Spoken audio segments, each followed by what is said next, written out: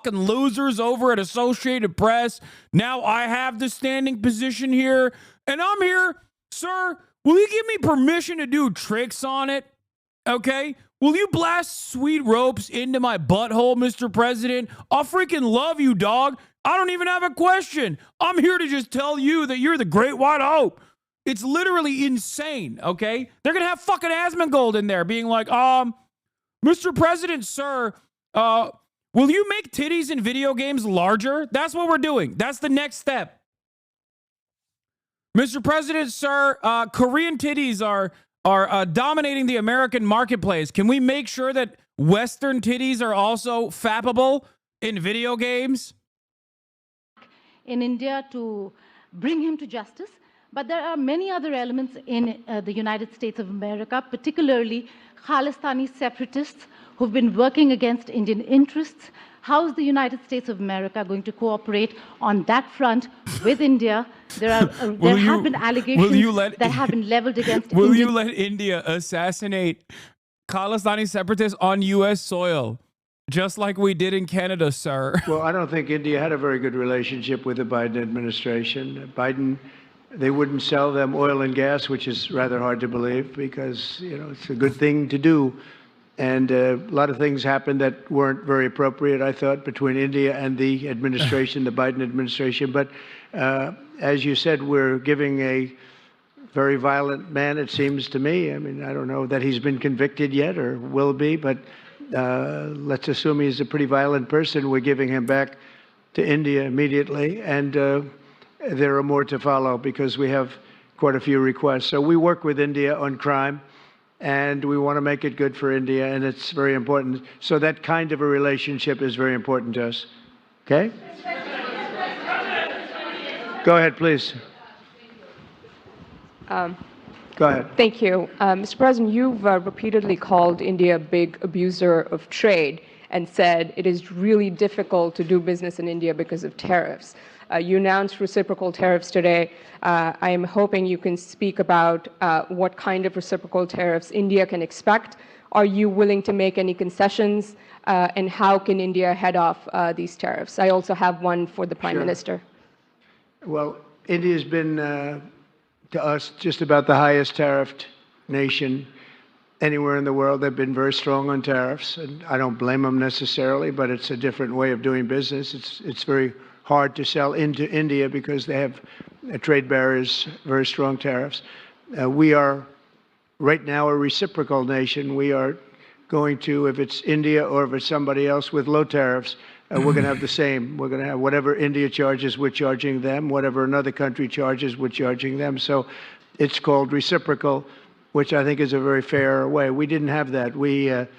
I was going to do that in my other term, and we had the greatest economy ever in the world. There's never been an economy like we had, and then we got hit with COVID. We had to focus on that, and I wasn't really in the mood to be putting it on Italy and Spain and France and India, frankly, and a lot of other countries, because the world was very troubled until we got rid of that nightmare.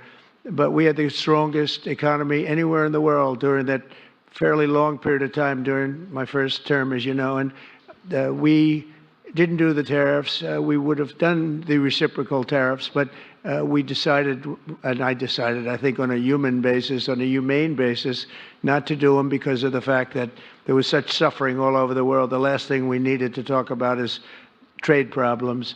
But now we do. We're doing, we see a tremendous future for our country, but we felt that now it's finally time, after 45 or 50 years of abuse, that we will do, and this isn't India, this is among a lot of nations. The European Union is very difficult for us, very, very difficult. They tax our companies at levels that nobody's ever seen before. They take advantage of a lot of things, so we're not happy about that. China, of course, is terrible, and we've never taken in 10 cents until I was president. We've taken in hundreds of billions of dollars from China since I've been president in first term and now.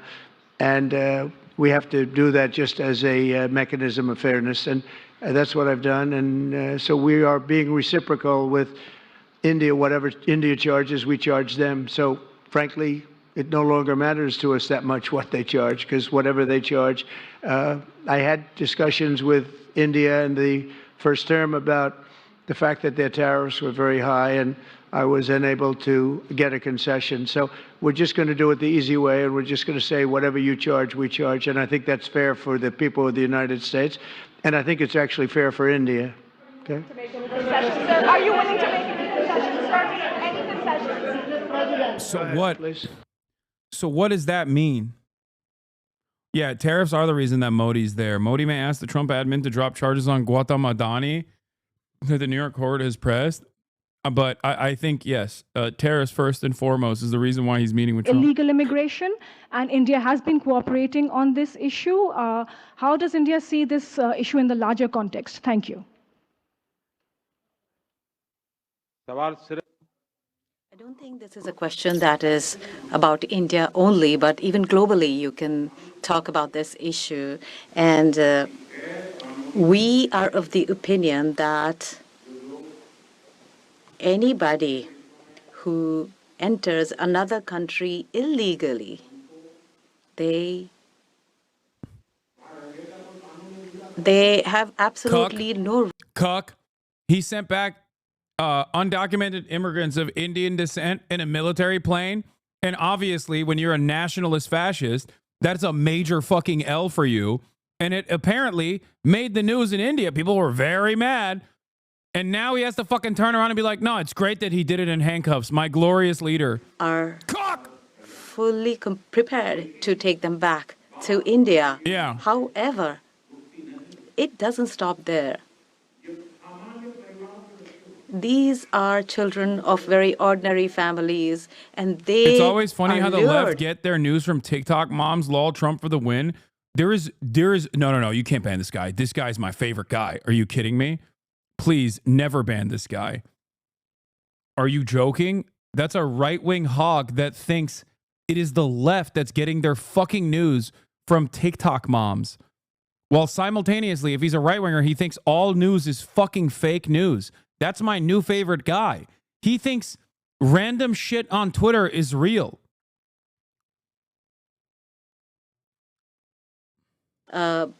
Human trafficking, and basically the young, vulnerable, poor people of India are fooled into coming over as illegal immigrants. And our bigger fight actually is against this ecosystem or this system that encourages such gangs to thrive. And I can tell you that India will I completely can tell you support that they're Muslim. your endeavor. It's the Muslims that are building the gangs in India Thank you, Mr. President.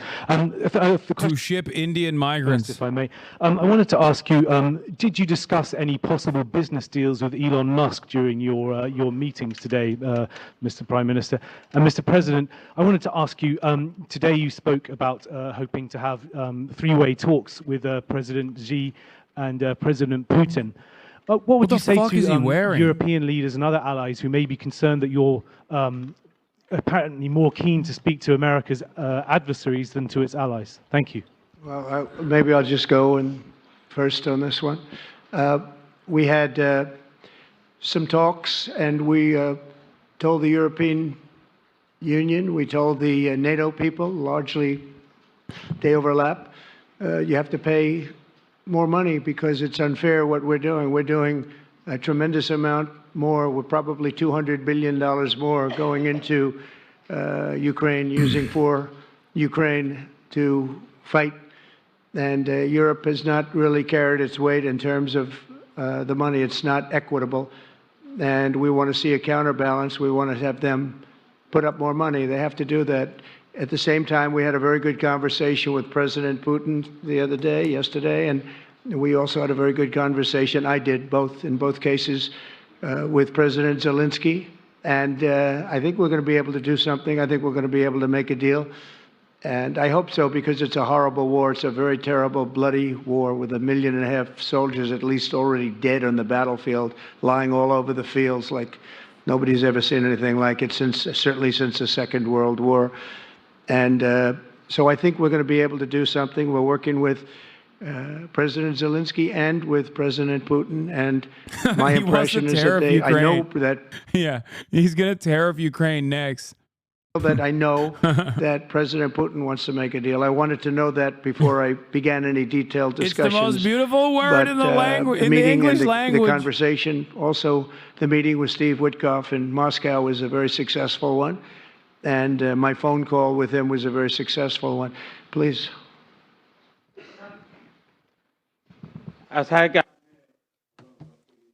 You asked a question regarding Elon Musk. I have known him for a very long time. I was not even a prime minister at the time when I first met him. I was chief minister. And today he came to meet me along with all his family, with his children. And so we had a nice discussion. As far as the EV is concerned, EVs are concerned, the the word EV has a copyright, and that is one person who has a copyright for the word EV, and that is Trump. What?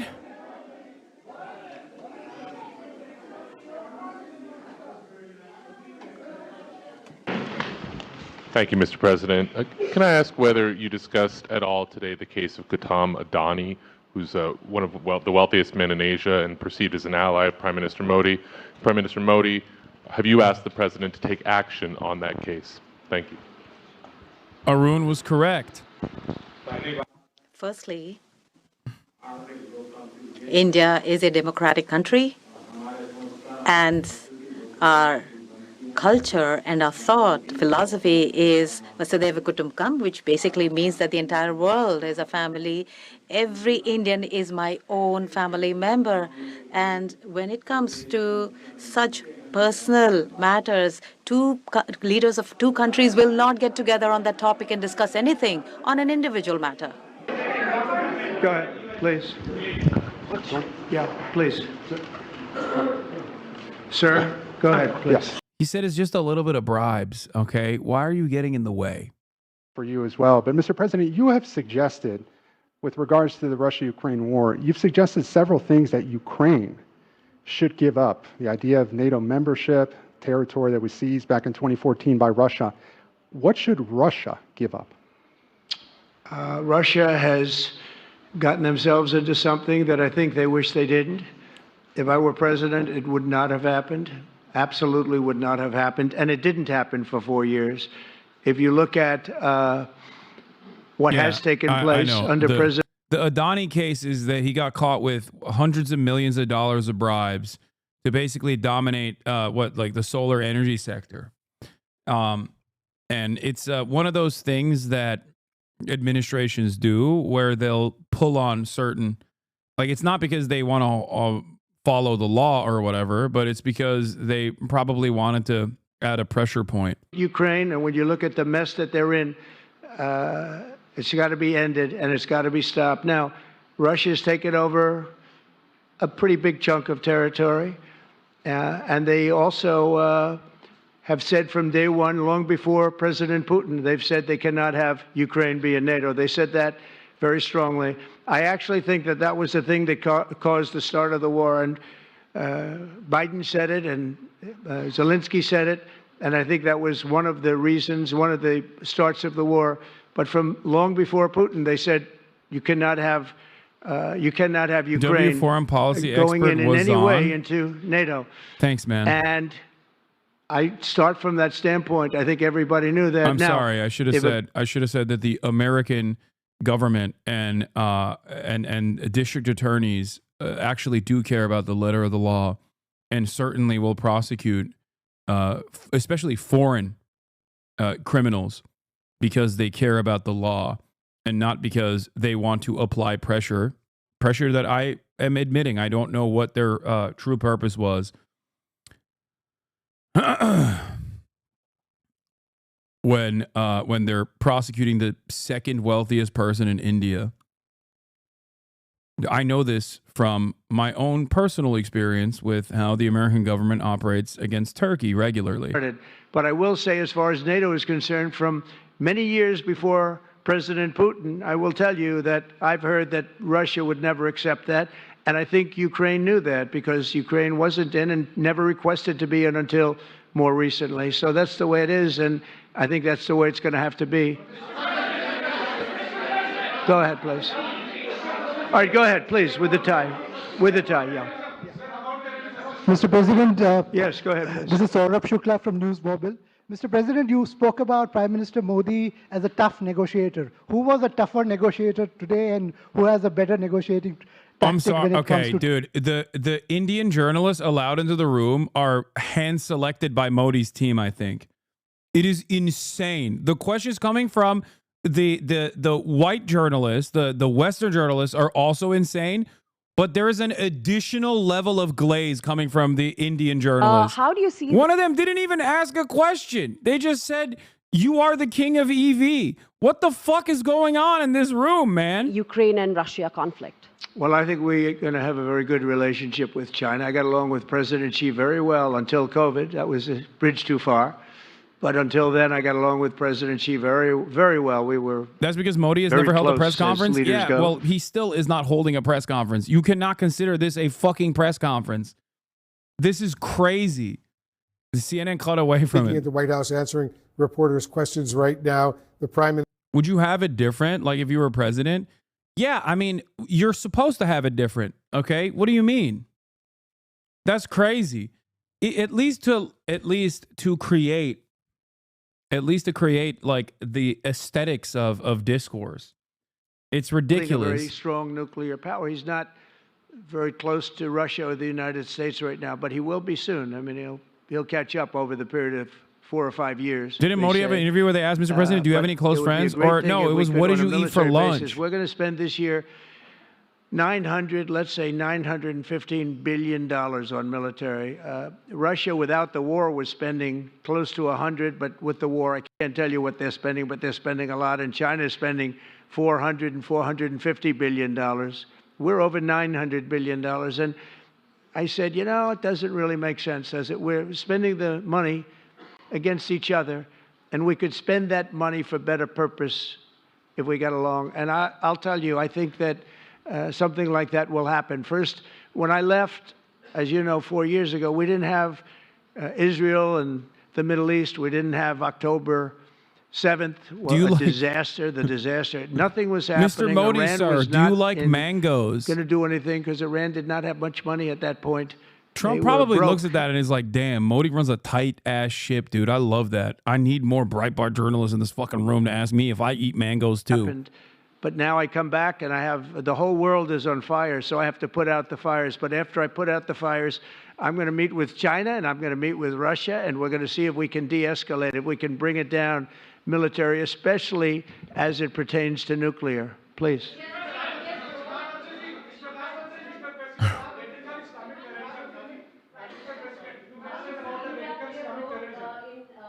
Mike, please.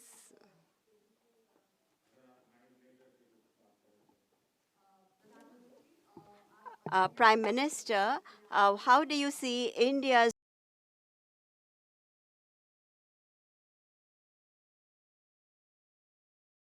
the conflict in Russia and Ukraine? As you know, I have been in constant contact with both Russia and Ukraine. I have also visited both countries. And many people are mistaken and they feel that India is neutral. I would like to clarify, India is not neutral. We have taken a side, and we have taken the side of peace. And it is based on this principle of ours that in the presence of President Putin, I clearly said in front of the media that this is not the era of war. And even today, it is my conviction that solutions cannot be found on the battlefield. Ultimately, you have to come to the negotiating table. And India has constantly made efforts that there are talks that take place where both parties are present. It is only then that we will find a solution. The efforts being made by President Trump, I support them, I welcome them, and I would like that President Trump is successful as soon as possible so that the world is on the path to peace once again. Everybody, thank you very much. Thank you very much. And I very much appreciate the Prime Minister visiting our great country, and I do really appreciate it. We have so much in common, and all we want to do is have peace, and we want to have strength, and we want to have lots of different things together. But the relationship with India and with the Prime Minister has never been better. Thank you very much. Oh, they definitely have a lot in common. That much is true, baby. CNN fact check. Oh, my God. Right now, we're joined by CNN's new senior political and global affairs commentator. Oh, yeah. Ested had a banger. Thanks so much for joining us. You're the former ambassador to Japan. So you know this. Oh, my God. Oh, my God. This fucking dipshit. Oh, the great defiler of the Democratic Party. A person who got one of the sweetest gigs of all time. He talks about the war in Ukraine. He never mentioned that it was Russia that invaded. It's not like it's just a war appeared like Immaculate Conception. He never refers to how it started. He then, you take a look at this, there's a reason why, and there's reporting that Kremlin is high-fiving each other, and in the Munich conference and in Kyiv, they're wringing your hands. Before even the negotiations started, he's agreed that Ukraine can never be part of NATO. Well, how about Ukraine can join the EU, the market, which is... Okay. In Japan, he was kind of great because he just made Twitter posts in Japanese about how great trains are. I have it on good authority that apparently he played a role in the LDP pushing for, I think it was like some kind of like legislation for, I think it was gay marriage. When LDP was pushing for gay marriage, he came out and he tweeted about it saying like, finally, Japan is actually, doing the right thing about gay people or whatever. And all of the opposition parties used that as a reason to tank it. Like they were like, oh, look, see, this is like American woke culture. By the way, speaking of American hogs dominating discourse all around the globe, this is also a major point of contention, even in a place like Japan, which I would say is, for the most part, servile to American interests. What? I'm literally a JCP member? Is this not true? Carrie Hartline? This is what I've heard from, well, not JCP, obviously. JCP is pro-trans and pro-gay rights. But people outflanking the LDP were using Rahm Emanuel's, or the far right in Japan were outflanking the LDP on gay marriage, using Rahm Emanuel's statements to say American woke culture is ruining Japan. There's also a really funny story about Ubisoft that I haven't talked about yet.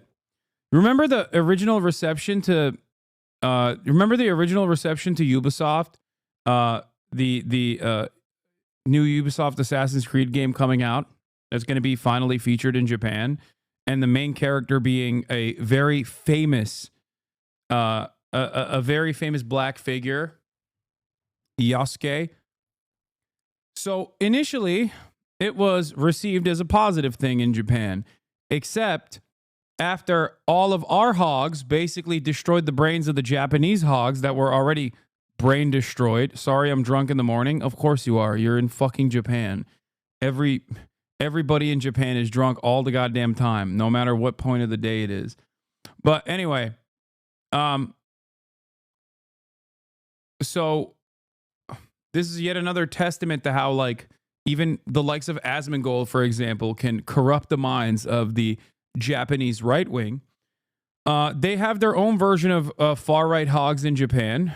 Remember, Twitter is very commonly used in Japan. As a matter of fact, there's a higher percentage, if I'm not mistaken, of Twitter users in Japan than even the United States of America. And for that reason, Japan has also become increasingly more right-wing, far-right, on Japanese Twitter as well. And one of the things that they are claiming now, and this is really funny, okay? One of the things that the far right in Japan was claiming, the Gamergate Andes of Japan were claiming, is that they actually put Yasuke in to the video game so that they can claim, the Western powers, they can claim that Japanese people also did slavery to black people, so that they will force the Japanese government to pay reparations to Black Lives Matter and black people and allow black African immigrants into the country. And that is this massive 5D gambit, this 5-dimensional chess play from Ubisoft to bring in unlimited immigration of black people from Africa by claiming that Japan did chattel slavery and pay reparations to black people. The force Japan to pay reparations to black people like they pay to Korea over the comfort women situation, which they also claim is a lie, that it didn't happen. Wrap your fucking head around that, dude.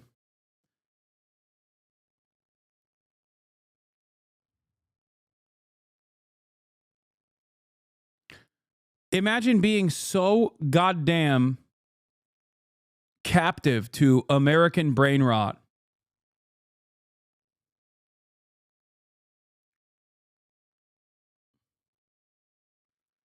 that you turn around and get mad about a cherished figure in Japanese mythology, okay? Because Americans decided to get mad racistly about it.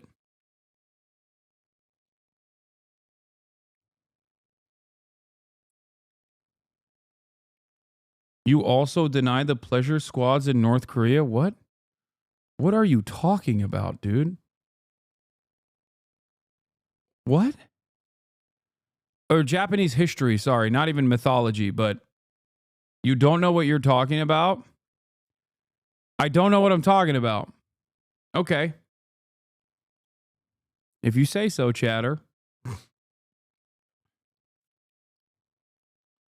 Why is it that nobody ever fucking says classic just making stuff up? Why is it that nobody ever says like why I'm wrong? They just simply say you're wrong and then they unfollow.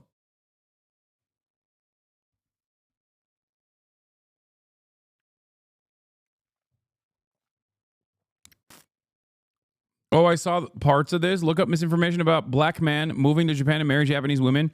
It was some sort of crazy misinfo that spun up Japanese hogs. I saw it come through my feed from black creators in Japan disputing it. Yeah.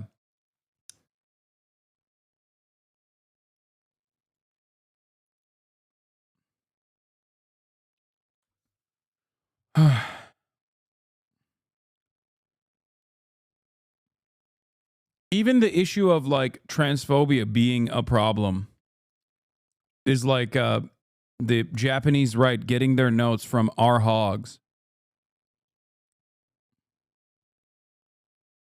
Isn't Yasuke like a super niche figure that has very little history? Average Japanese person never heard of him? No, of course not. Are you kidding me? Yasuke has been in very famous Japanese works throughout history without any sort of fucking, any sort of problem, any sort of friction whatsoever. What are you talking about? No, he is not like a random super niche figure at all. He is very well known. He's been in many different animes. No, this only became a problem because Americans made a big stink about it. Bro, what the fuck is up with the Japanese right-wing hogs hating Kurds? Oh, that's another very funny story. Yasuke was not a samurai. Do some research. Oh my God. Okay, he was a retainer, dude. Oh my God. Shut the fuck up. Okay? The notion that he is not like colloquially regarded as a fucking samurai is also a new phenomenon. Shut the fuck up. He has been depicted as a samurai a million times over.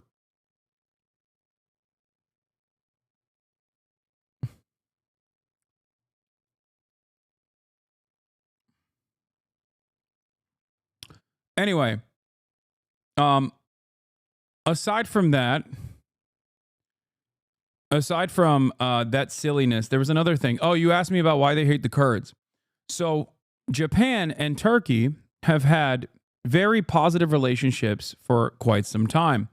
I had this long and extensive conversation with a bunch of researchers and a bunch of academics that live in Japan about a bunch of different issues. This one was one of them that actually shocked me. That the initial implementation of the Constitution in the Ottoman Empire before the actual Constitution by the Young Turks was actually seen by the Japanese as an initiative of like an Asiatic style country that has existing relations with Europe, and it was actually implemented, or it took notes from the initial Turkish or the Ottoman Constitution that was in like the 19th century. And that Japan has always had a long-standing, relatively positive relationship with Turkey. And there's a shit ton of Turks that live in Japan. And there's also a shit ton of Kurds that also live in Japan. And apparently they work in construction, mostly owned by Turkish, Turkish people living in Japan. And people are upset about the Kurdish population and its increase because they can apply for refugee status in Japan because Japan has like a interesting refugee status. They have like an interesting approach to refugees where they don't officially give. Why are you reading this? I'm not. I'm just explaining the things to you. I'm not reading anything. But Japan has this weird situation where you can be in legal limbo, like you're not officially a citizen, but you have, but you're not kicked out of the country either. Where a lot of Kurds apparently fit in that role, where they're cheap migrant labor for the most part,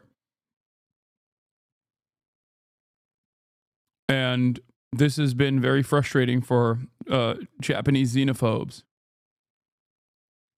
You actually don't get the historic context for the new Assassin's Creed game. Stop being disingenuous and listen to the explanations. You have to play the game. First of all, I will be playing the game. And secondly, what the fuck are you talking about? If you're going to tell me that Yasuke wasn't a real fucking figure, a real historic figure that has yes, I will be playing it on stream. If you think that Yasuke was not a important Japanese figure, you're delusional, which I don't think you're saying anyway. You're trying to debate me into playing this game, and I'm going to.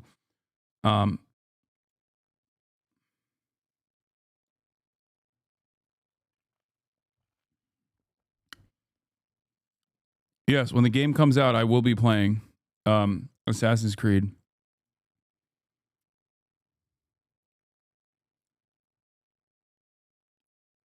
But also, Assassin's Creed is not real historical works anyway.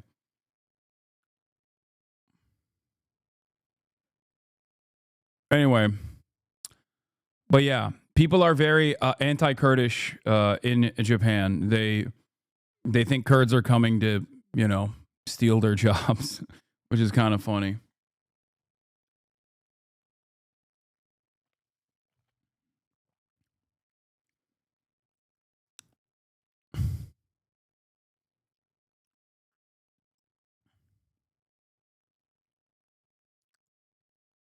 The apple of Eden is real. Yeah, there is a significant Kurdish and Turkish population in Japan. Turkey exporting its Kurdish hate? No, actually, as a matter of fact, a lot of Kurds speak Turkish, so the Turks and the Kurds work alongside one another in Japan.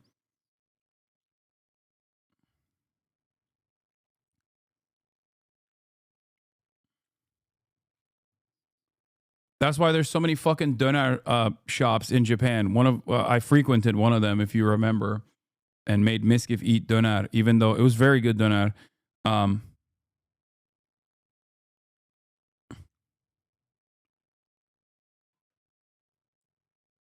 Anyway, in the AC Comics, Nikola Tesla caused the giant explosion that happened in Russia, the one that we think was probably a meteor that vaporized on impact because it came in so hot. The Ottomans and the Japanese fought together at one point. Ertuğrul, launched in 1863, was a sailing frigate of the Ottoman Navy. While returning from a goodwill voyage to Japan in 1890, she encountered a typhoon off the Kushimoto coast of the Wakayama prefecture. It subsequently drifted into a reef and sank. The shipwreck resulted in a loss of more than 500 sailors and officers. Ali Osman Pasha, the rear admiral, also died. Only 69 sailors and officers survived and returned home later aboard 2 Japanese corvettes. The event is still commemorated as a foundation stone of Japanese-Turkish friendship. Japanese-Turkish friendship is very real, and it fucking shocked me, okay? Here, I'll give you another fact. Many of you probably didn't watch the Fear End episode where I dished out some of these facts. Did you know that Soapland used to not be called Soapland in Japan? Soaplands, for those of you who don't know, are places where prostitution is semi-legal, even though everything you can do up to the point of the sexual act is considered legal. The sexual act for pay is illegal, but the Japanese government overlooks that fact and says, oh, the sexual acts are happening because they fell in love with one another, right? Now, soaplands are places where these kinds of sexual acts happen. Before they were called soaplands, they used to be called Turkish baths. That's right. And then the Turkish government was like, we don't like that you're calling your brothels Turkish baths. So they forced, by utilizing the good longstanding relationship that they had, they changed it. They got the Japanese government to no longer refer to them as Turkish baths, but instead as soaplands. That's where the name Soapland comes from. Isn't that crazy? In the late 19th and early 20th centuries, Nipponophilia took hold of the Ottoman press with hundreds upon hundreds of articles written about Japan. I never knew that my weebo ass actually was unlocking epigenetic fucking memories that my ancestors had. Okay? It is in my blood as a son of the Ottomans. I am an ancestral weeb. Relations between the two countries started after the Turkish frigate Ertuğrul hit a reef and sank. We already covered that. There is a Kushimoto Turkish Memorial and Museum in 2015. The movie 125 Years of Memory was released, marking the 125th anniversary of friendship between Japan and Turkey. The motion picture reflects 2 important historical incidents in Japanese-Turkish relations, the aforementioned sinking of Ertuğrul and the evacuation of Japanese nationals from Iran in 1985. Okay. In the late 19th and early 20th centuries, Nipponophilia took hold of the Ottoman press. As an Eastern people who originated in Central Asia, many Turks felt a special affinity for another Eastern Asian nation like Japan, which had modernized without becoming westernized, and vice versa. From what I understand, the Japanese also considered Turks to be of Asiatic descent, but while maintaining their own personal lineage, they also looked to the Turks as the Ottoman Empire as like a powerful empire of Asiatic descent that like the entirety, it's like Pan-Turanism. There was this like weird kind of Pan-Turanist style attitude that some people had in Japanese culture and Japanese society, where they considered the entirety of the Asian continent to be of like one people almost, where all the way from Japan to Turkey, all of the people that lived on these lands were all a part of the same race. You are so happy to be talking about this. I mean, it's fascinating stuff. Barış Manço Japonya Konseri bölüm 10. Nane limon kabuğu.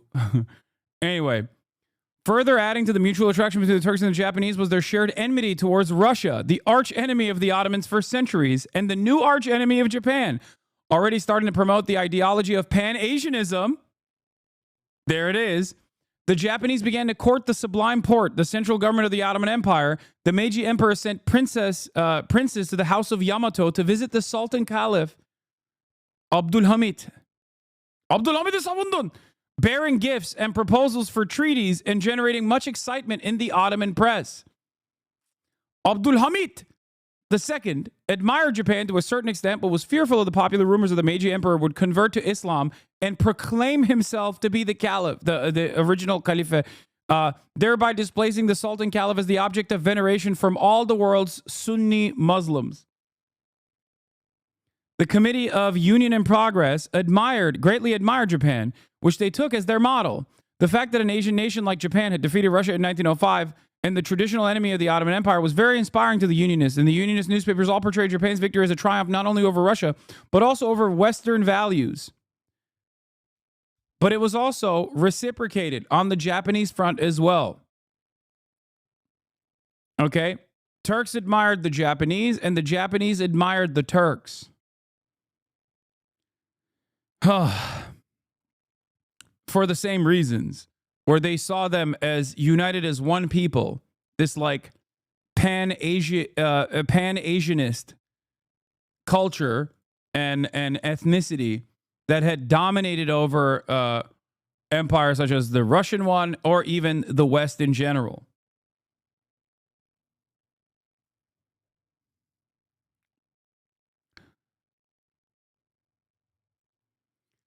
Anyway, and it's partially because the Turks initially come from the Asian steppe, right? The Turkic peoples span across the entirety of the vast state. Okay?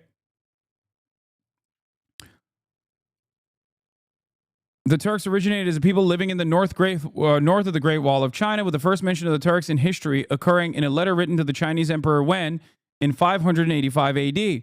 Over the centuries, the Turks have wandered across Eurasia, settling in very large numbers in Anatolia after their victory over the Romans at the Battle of Manzikert in 1071. The Unionists were proud of the East Asian origins of the Turkish people and spent much of the time glorifying Turan, Pan-Turanis, which was the name they had adopted for the homeland of the Turks in East Asia that was located somewhere north of the Great Wall of China. As the Chinese and Arabs were the traditional enemies of the Turks, there are no ties of friendship to celebrate these peoples. Ziya Gökalp, the chief ideologue of the Young Turks, charged in a 1913 essay that the sword of the Turk and likewise his pen have exalted the Arabs, the Chinese, and the Persians rather than themselves, and that the modern Turks needed to turn back to their ancient past. Gökalp, that is the most Turkish-ass name, by the way, Gökalp. Oh, my God. Argued it was time for the Turks to once again study the important figures of their own Turco-Mongol tradition, such as Attila the Hun, Genghis Khan, and Timur, and Hulagu Khan. The modernization policies carried out by the Unionist regime in 1908 after the Young Turk Revolution were closely modeled after the modernization of Meiji Japan, which is interesting because the initial Japanese constitutional movements were actually, from what I understand, took note from the early attempts in the Ottoman Empire for a constitution.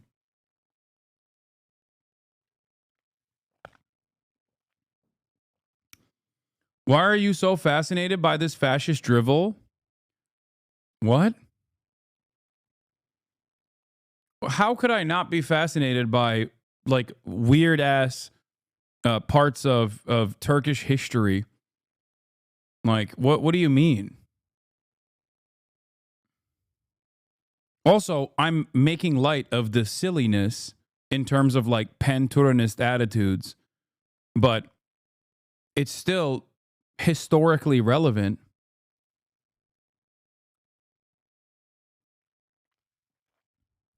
I don't know if you're familiar with this, but this is kind of all I do. Most of my jokes are this, like literally this, making fun of historical variants of the hog sentiment that is expressed today. Both, early versions of the same kind of hog sentiments or even the modern versions of these hog sentiments. It's also fascinating. That's why I said earlier that I am a racism sommelier.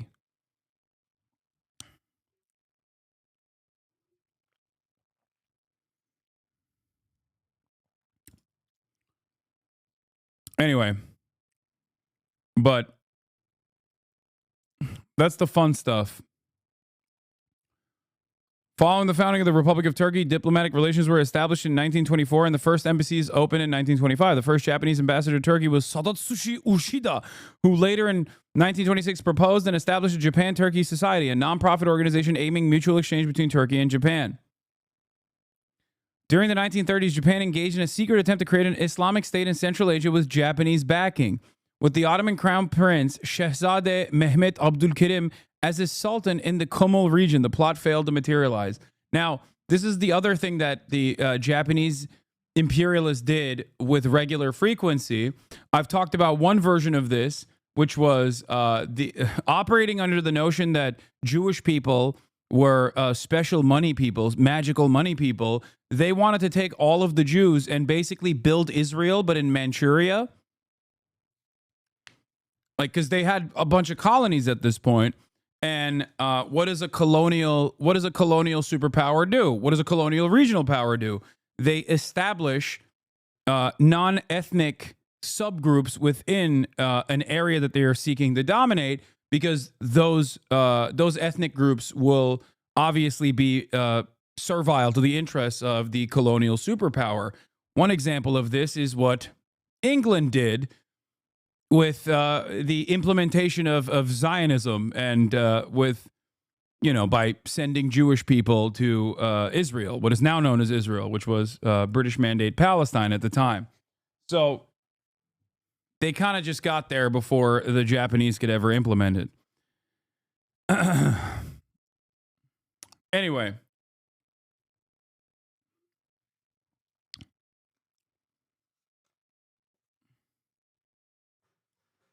So one of the things that they wanted to do apparently was to bring Muslims into other areas of colonial other areas of colonial exploit.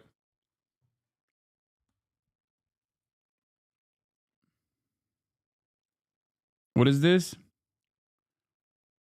The article was talking about Ottomans' occupation of Arabia and its historical problems with each other. Also, I don't like the Ottomans. Lamafayal. Pan-Arabia would never join in their dreams. Who must go? Arabia won? Yeah. Classic. Classic Arab sentiment. Not going to say anything, but it doesn't seem like the Western allegiances have proven to be good. Okay? I'm just saying, Ottoman Empire, significantly better on the issue of Palestine than what these Western dogs have done. Okay? Classic Mamluk defender.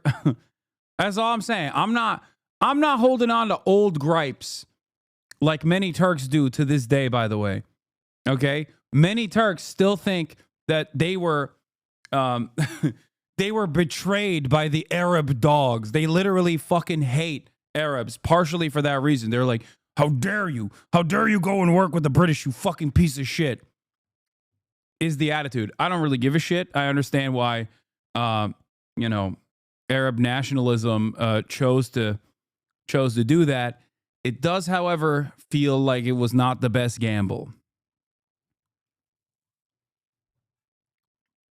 All I've heard from the last 30 minutes was that the Turks are Chinese.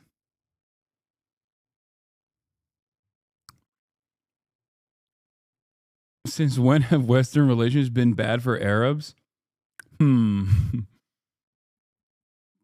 don't know. I can't think of any instance. It seems like the MENA region is doing just great. It's doing so good. But in any case, while Turkey had declared war on Japan on February 1945, it was also entirely symbolic. As you know, Turkey chose, for understandable reasons, to stay out of World War II. They were like, listen, Germans, we did this one time. It wasn't the best idea. We're going to fucking stay out of it this time. Okay? We got our own problems to deal with.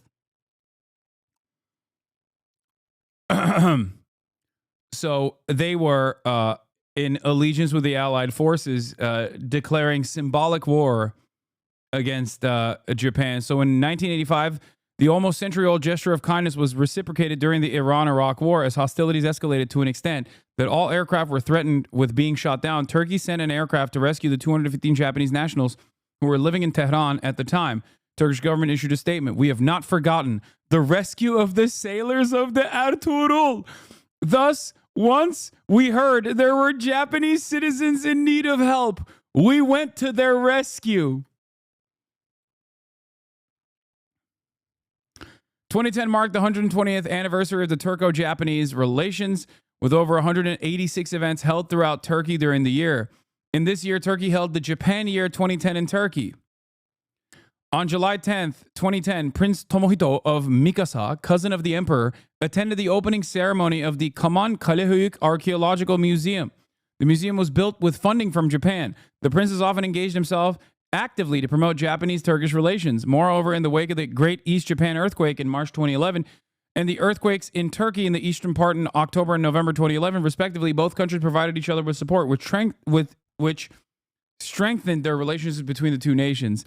The year 2019 is the Turkey year in Japan. No, I am not the first. I am not the first weeb out of Turkey, although I often thought mistakenly that I was. It turns out that I was simply repeating a multiple century year pattern, a return to the norm, if you will. Okay? Bro pulled out the wiki pages to justify why it's socially acceptable to be a disgusting weeb. Oh, I'm sorry. I'm giving historical context to why I feel a certain way. Okay? But many of you, on the other hand, are jealous. Because why? Because America has no positive relations with Japan of this sort. And it's one born out of death and destruction. That's right. That's right. Don't be jealous, Angloids, that you do not have long-standing 100 years of history. You merely adopted being a weeb. I was born into it, and it was so much a part of my soul that I did not even know that it existed deep within me. Okay?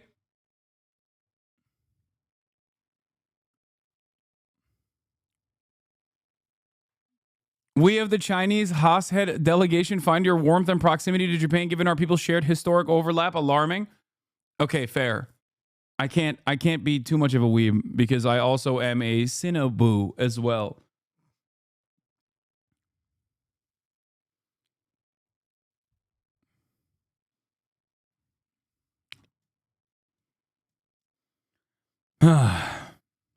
Anyway. Criticism of you sounds a little racist / jealousy, to be honest. I know. Yeah. To turn this back on Yasuke, criticism of Yasuke is oftentimes born out of a lack of accurate historical knowledge. And criticism of my weeb ways as a Turk is racist. Okay? It is like criticizing one who drinks water or breathes air. Being a weeb comes natural to me. Okay?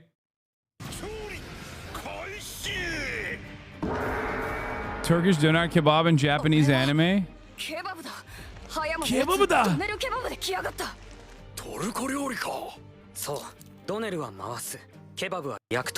Oh my god, he's right! It does mean to turn!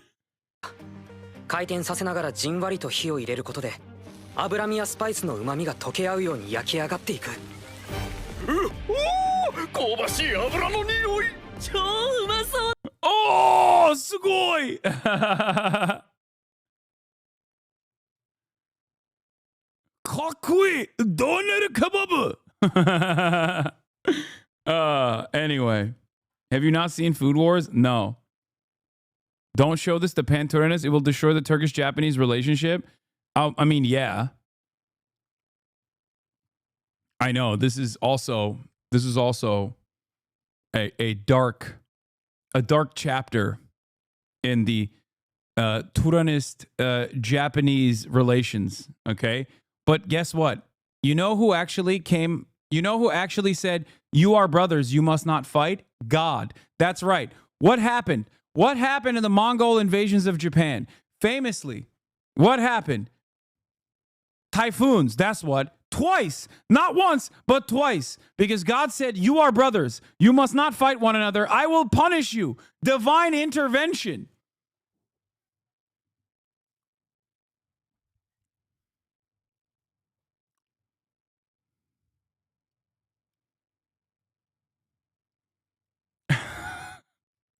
Bro, what happened in the last 20 minutes of this stream? So much.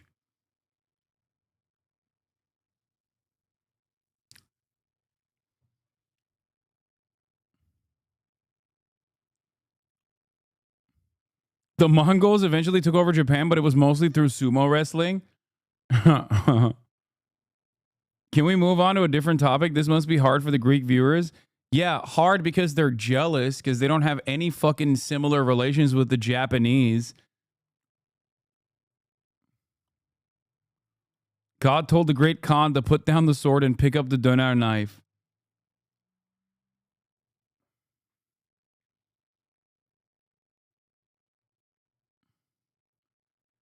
Yes, when I was playing Ghost of Tsushima, I was slaying my ancestors. That's right.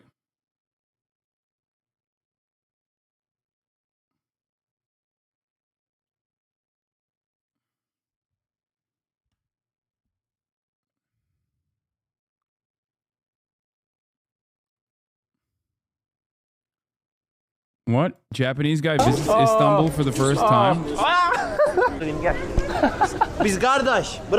Brother. Look at this fine fiber. It's from a chicken breast, I guess. What is that? Hello guys, I'm George. I'm in Istanbul, Turkey. Yay! Istanbul is the largest city in Turkey and the 5th largest city in the world by population. It occupies 2 different continents. One part lies in Europe and the other part lies in Asia. Alright, so let's explore European side first. And first things first, let's get some Turkish coffee. Let's go! Dude, this is the most insane thing. I talked to Mr. Arthur about this off stream. He unironically tried to claim that donar was actually a German invention. I'm like, dog, do you know what the word means? Like, it's a Turkish word. Germans are so crazy, dog. They are so fucking crazy. Yeah, by the way, this is my official bid for the Wasian committee. Turks are the original Wasians. Okay? Turks are basically Wasian by origin. Every Turk is technically Wasian when you think about it. Okay? Ebesini sikerim onun adres ver. Amele yanı.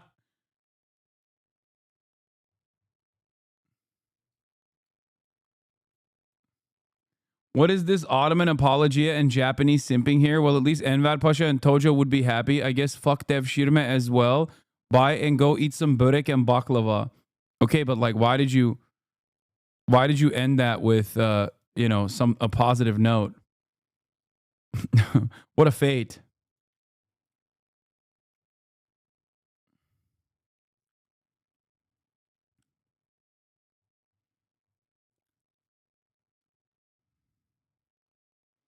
There's a place called German Donar Kebab in the town center here, bro. I'm going to lose my mind. I'm a Turk in Germany. People claim a Turkish migrant created the Donar Kebab in the pide. Yeah, that's bullshit. It's fucking ridiculous. I cannot believe that the Germans think that they can claim that. That is just as ridiculous as the British claiming that they invented Indian food, okay?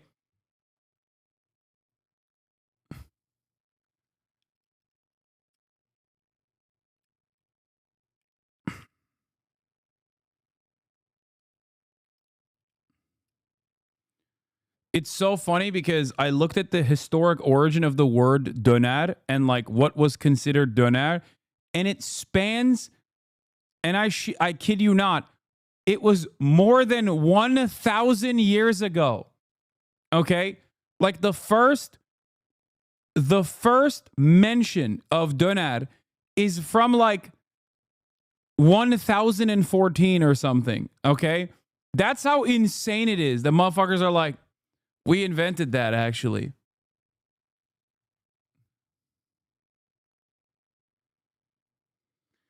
Oh.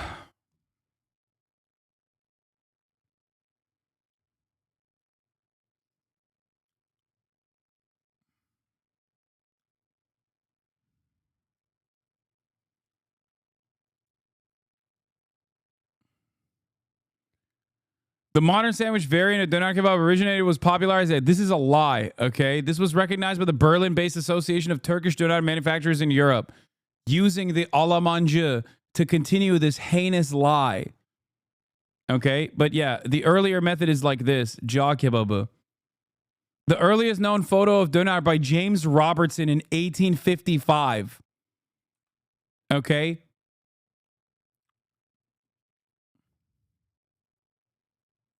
Insane.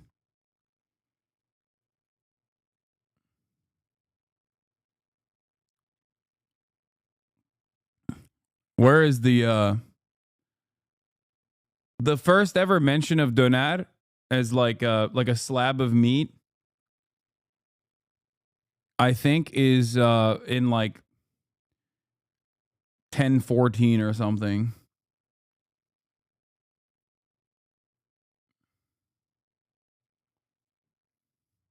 Ya sikeceğim, hekim yazmış bunları amına koyayım. Abi işte yalan söylüyorlar.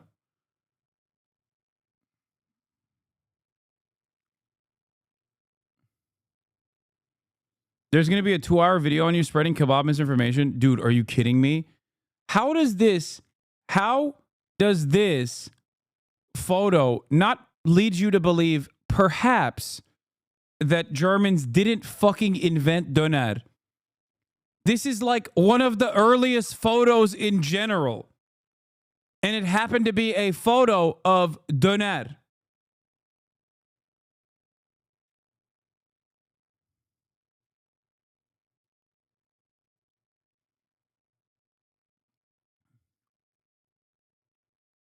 Wait, Hasan, you're in the new Assassin's Creed game? Hasan Abi Yasuke replacer? Replace Yasuke with Turkish DEI streamer Hasan Abi Piker. Good one, dude.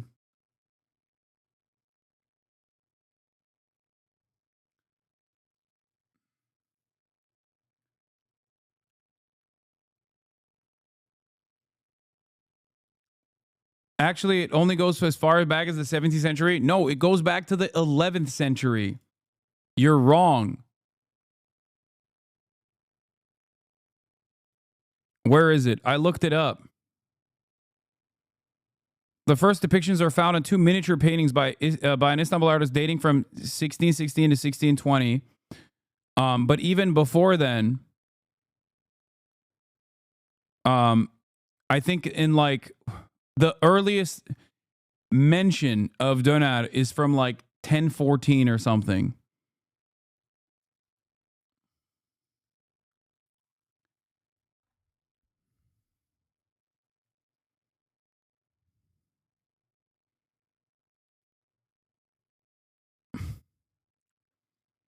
Yeah, there was no, listen, Istanbul in 1014 was not Turkish? No, it wasn't in Istanbul, brother. What are you talking about?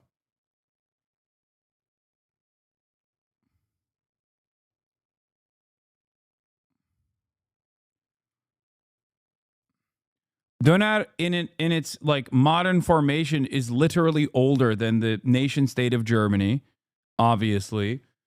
It's from a time when the Germans were fucking living in mud huts, okay? What you knew as the Germans, when they were getting dominated by the Romans and being called barbarians, okay? Motherfuckers, the Golden Horde was was dining on decadent slabs of meat. Don't even fucking come for me. This says 1300s. There's it's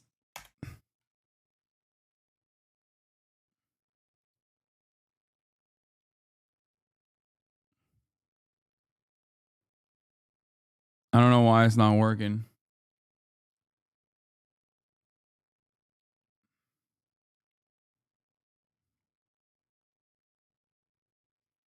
One of the earliest references comes from Mahmud al-Kashgari, a Turkic scholar who wrote Diwan. Oh, this is it. Thank you. You found it. I don't know where this article is, but this is what I read. One of the earliest references comes from Mahmud al-Kashgari, a Turkic scholar who wrote Diwan Lugat al-Turk, Compendium of the Languages of the Turks, in 1072-1074. In this work, he mentions kebabs as skewered and roasted meat, indicating that the Turkic people had a long tradition of cooking meat over fire. That's where the origin, the earliest origin of kebab comes from.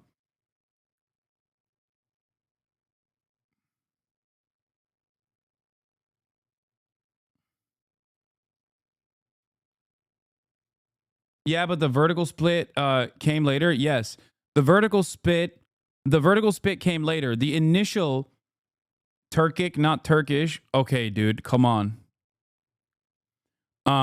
That's just Americope right there. Saying, oh, Turkic, not Turkish is just Americope because you have no historical lineage you can trace, okay?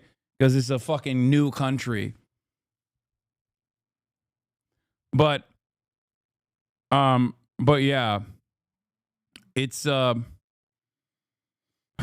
kebab, which was a horizontal spit, was the OG. Donar was first referenced in the 9th century. Kebab have been a part of Middle Eastern cuisine for centuries. The earliest recorded references dating back to 9th century Persian text. No! No! Lies! Okay, we're done. We're done with this. Persians? No!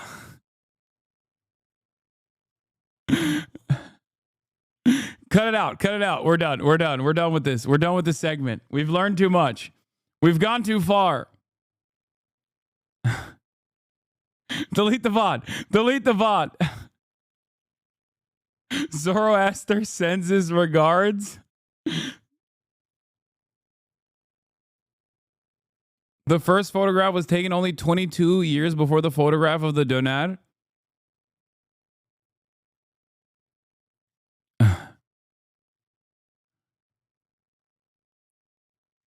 Persian gang dunking on Turkic gang.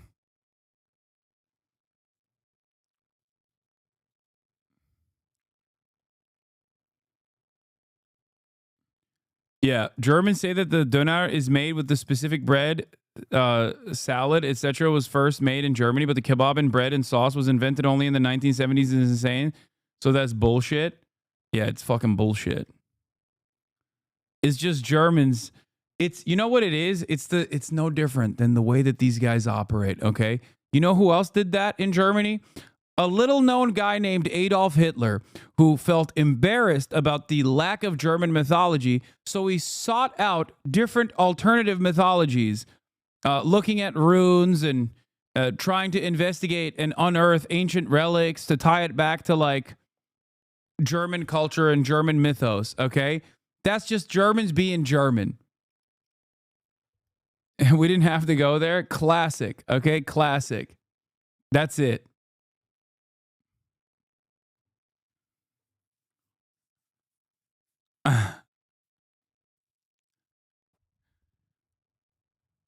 There goes Germany. Okay. Going back to that old Adolf like ways, you know, just fucking lying and oh. You are doing exactly this but for Ottomans? I don't know what you're talking about.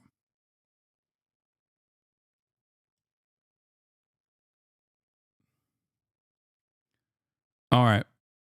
I think I've done enough sidestepping away from important talks about the historical origins of doner.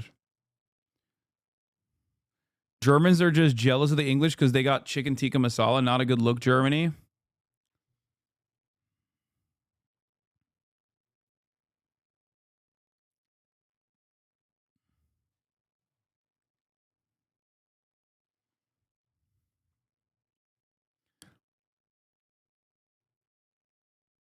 Floridians claim something similar because they try to say the Cuban sandwich was invented in Tampa. That's crazy. All right. Here is an insane thing that Donald Trump said that we forgot or I didn't cover, but here it is. One of the first meetings I want to have is with President Xi of China, President Putin of Russia, and I want to say, let's cut our military budget in half. And we can do that. Can we? They're going to assassinate him, dog. And I think we'll be able to do it. Yeah, okay. Good luck. Good luck to Trump.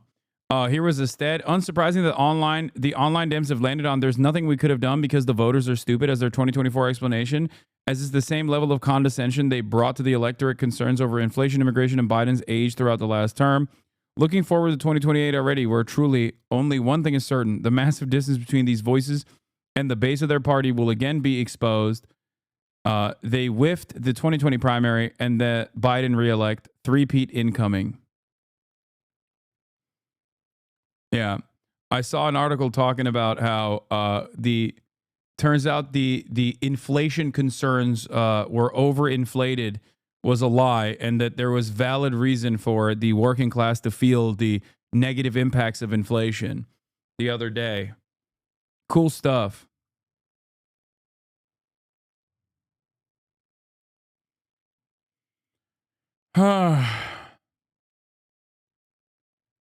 Very cool stuff overall.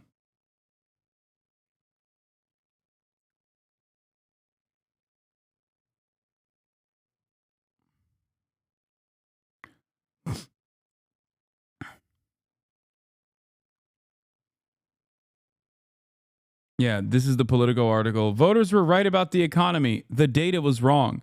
Here's why unemployment is higher, wages are lower, and growth less robust than government statistics suggest.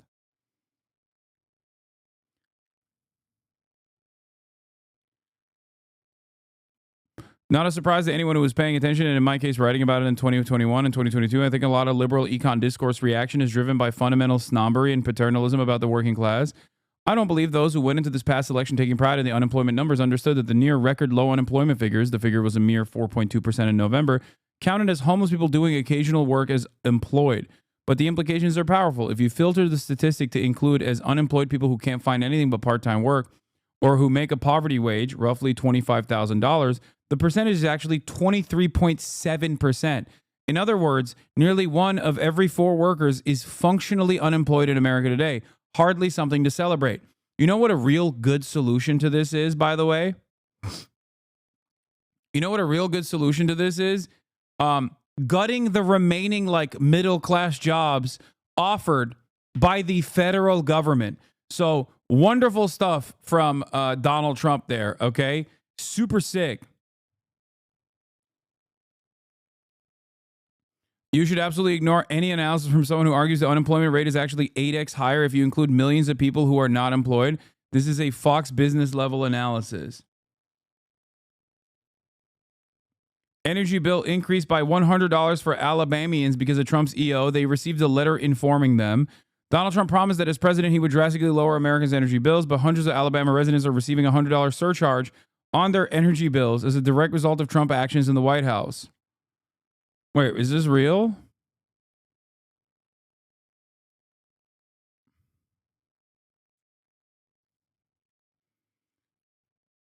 Has notified us the grant you receive is no longer valid due to President Trump's executive order to rescind funding behind the... Oh, because the grants were making it...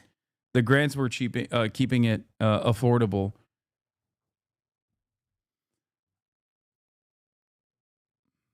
Great article from Politico. We were all right. They said unemployment was 4.2%, but if you filter the statistic to include unemployed people who can't find anything but part-time jobs or who make a poverty wage, 25 grand and under, the percentage is 24%. 1 in 4 American workers is functionally unemployed, or makes so little they're not going to be able to do anything meaningful. Furthermore, weekly earnings is bullshit as well, and it excludes unemployed and those engaged in part-time work. So if we actually include everybody, median wage works out to about 52 grand a year, not 62. Similarly, wage gains did not outpace inflation during COVID. Purchasing power fell at the median by 4.3% in 2023. Since 2001, the cost of living for Americans with modest incomes has risen 35% faster than the CPI. The resources required simply to maintain the same working class lifestyle over the last 2 decades has risen much more dramatically than we've been led to believe. And all of those gains went straight up there. The billionaire class got to walk away with the lion's share of the money that's been generated lately. Take these statistical discrepancies together. The problem isn't that some Americans didn't come out ahead after 4 years of Biden. What is that usually, though? I feel this is disingenuous without the data, how that compares to other years.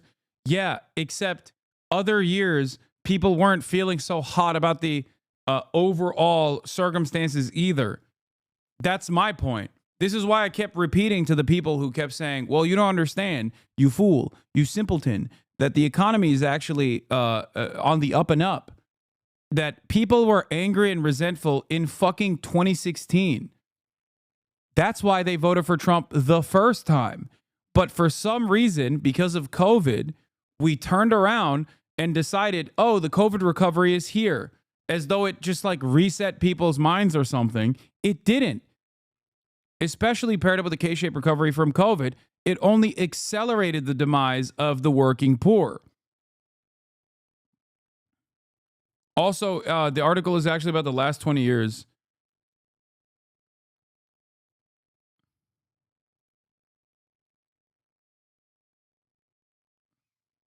This is something that I kept repeating over and over again to Americans who had seemingly forgotten the anger and resentment that many Americans felt towards the way things were. Back in 2016, when the economy was hot, okay, obviously, plenty of people were still very frustrated with the way things were, so much so that they wanted to take a fucking mallet to it, and that's why they voted for the proverbial mallet, Donald Trump, to shake up the system. Obviously, Donald Trump came in with that hammer and shook up the system far too much in a way that many Americans responded negatively to. Then the Democrats placed Joe Biden as the great figurehead, his cadaver as the great figurehead to restore America back to its glory of maybe 2016. Not realizing that 2016 was when Donald Trump was elected because they were still mad.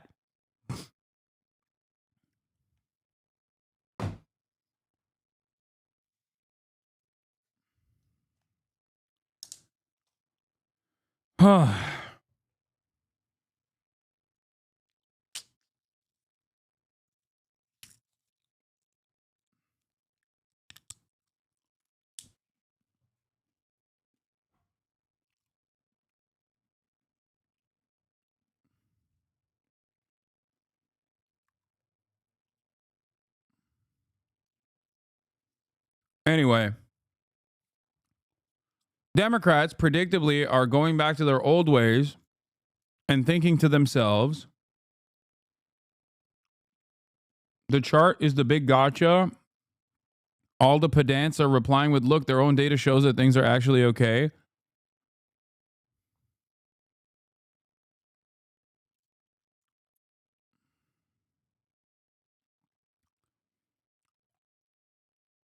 Even using their metric, unemployment was at historic lows the past few years. Oh my God.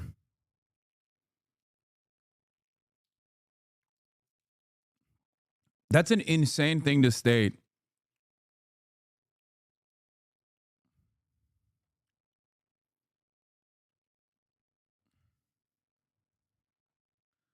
The DNC is like, maybe we can get rich libs to be mad at all the leftists and blame them for our problems. No. The DNC basically thinks that people will understandably generate a lot of organic resentment towards the party in charge that is overseeing the death of American empire, and that a lot of people will be harmed in this process, as they are already. Like tens of thousands of layoffs incoming, inflation about to skyrocket, and in certain sectors, it already is.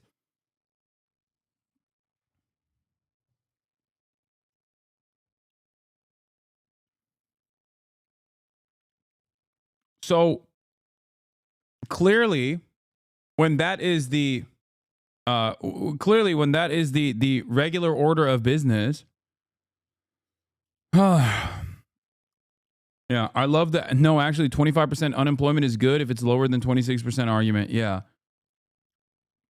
When that is the case, they're just basically relying on, once again, the Republicans fucking everything up to eke out a marginal victory over them because they are not invested in actually changing things. Okay?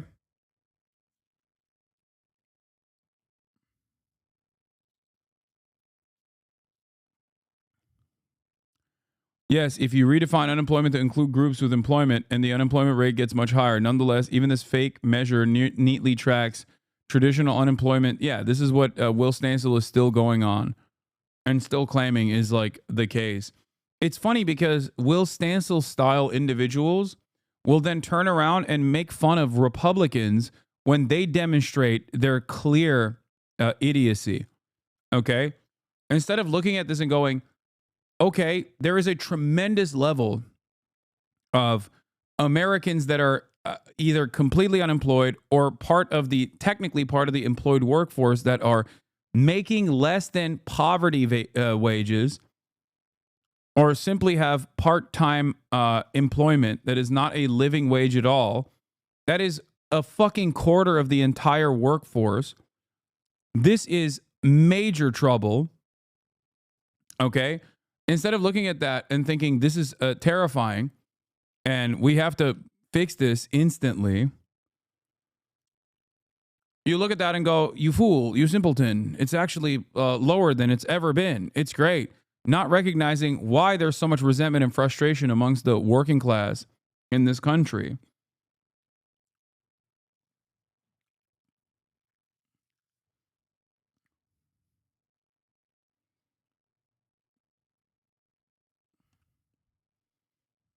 You're not cooked until you decide you are? No. The issue here is that this is the wealthiest nation on the fucking planet. And there are tens of millions of laborers that are suffering. Okay? This is not just like numbers on a line. This is not a line that's going up and down. Okay? These are tens of millions of people. In a country where there's this much wealth and income disparity, this much wealth and income inequality, of course shit is slated to be fucked up. No wonder people are looking for change, any kind of change whatsoever. No wonder people feel resentful. Okay? And vote for a guy who says he's going to shake things up. And when that guy comes in and shakes things up in the opposite direction, in the initial period, people look to that and go, well, at least things are being shook up. At least they're terrifying my enemies. I suspect that this is all this chart and the feelings that I have not being recognized, not having my immediate material needs addressed is a direct consequence of the libtards, the liberal elites. Okay? And this guy's pissing him off. Maybe he's doing a good thing. Slowly but surely, a lot of people, once they get laid off, if they're a federal government employee, or if they're a farmer, let's say, that relied on U.S. aid dumping a lot of your crops into the global south in an effort to reduce famine, that also eviscerates the domestic production of said goods in said countries. You're probably going to be frustrated. You're probably going to realize, like, oh shit, I'm not making as much money any longer. Okay? And then you either turn around and double down on the cult and become more reactionary and more violent, and many people will do that. Okay? Many people in this process will literally experience the shocks firsthand and choose to double down and get even angrier at the liberal elites. And there will be a good number of people who realize, okay, maybe this was not the solution at all, and I'm pissed off at the administration. Now, for people to recognize that this is the fault of Donald Trump, you have to have a competent party on the opposing side that is actively communicating to as many people as possible and trying to bring back that goodwill to their side as best as they can. If you have noticed what the Democrats are doing so far, they're not doing that at all. They're doing the opposite, which is precisely the reason why I suspect, unless Democrats change their attitude and change their messaging strategy, we are going to see full tilt fascism in this country. Full-blown reactionary fascism, not just from the top, not a top-down structure of fascism like the one we have currently, where you have some ideological and some, regime loyalists that are implementing fascist policies, but like brown shirts, like a real grassroots mobilization towards fascism, which is an entirely different, it's an entirely different, way scarier reality to contend with. Huh.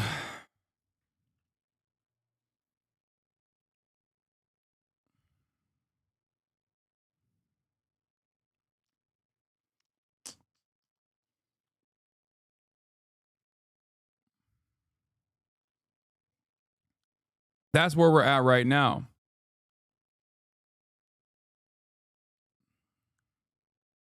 Bidenomics. Some did. It's that for the most part, those living in more modest circumstances have endured at least 20 years of setbacks, and the last 4 years did not turn things around enough for the lower 60% of American income earners. So, for the overwhelming majority of people, nothing has changed in decades. That is exactly what has given rise to fascism. People are sick and tired of status quo neoliberal capitalist policies, and they are reaching for whatever extreme is provided to them. They haven't been provided a left-wing alternative. So, of course, they run over to the people blaming America.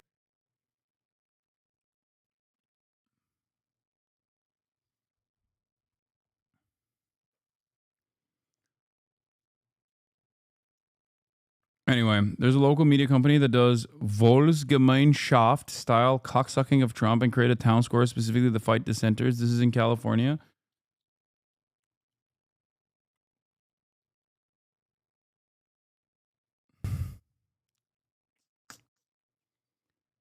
This guy is correct. Where is it? A bad idea is still an idea. A bad solution is still a solution. If one party is offering no solution and telling you that the problem doesn't exist, and the other party is actually acknowledging that the problem exists and then offering you a bad solution, you're going to go with the solution party until it's too late and you realize that that solution is quite literally the final solution. And then you are at a crossroads.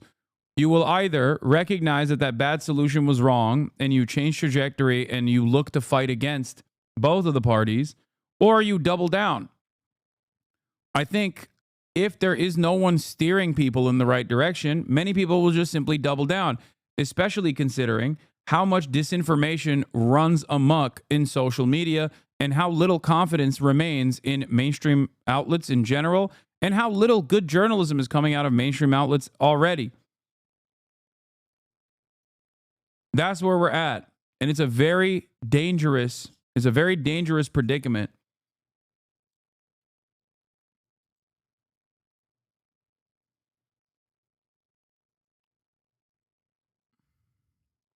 Anyway.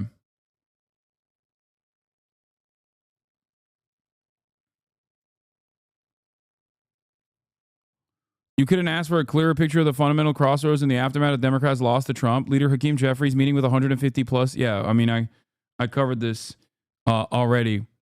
Bernie Sanders launched a national tour to fight oligarchy beginning this weekend in Omaha and Iowa City. Going to areas that swapped over to Donald Trump and talking to the people, meeting them where they're at. Meanwhile, what has Hakeem Jeffries done? Well, Hakeem Jeffries is... Hold on.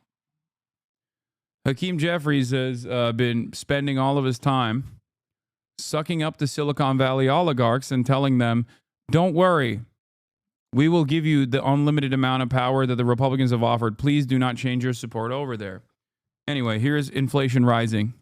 Rates, but at this point probably can't be lowering those borrowing costs for American consumers anytime soon because prices are just still rising too high. So what does that mean for you? It means your credit card interest rates are still where they are. They're high.